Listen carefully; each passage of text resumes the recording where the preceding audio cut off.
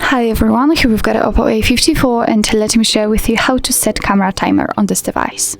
So first of all, let's enter the camera app, and since we are in the standard photo mode, we can unroll the top bar with the options. So let me do it, and as you can see on the second position we've got the timer option, which is right now turned off because this icon is highlighted. So in order to set the timer, just pick the option. We've got 3 or 10 seconds delay, so let me pick 10 seconds delay, and as you can see right now this option is highlighted. What's more, inside the shutter button we've got actually set what kind of delay we've got applied.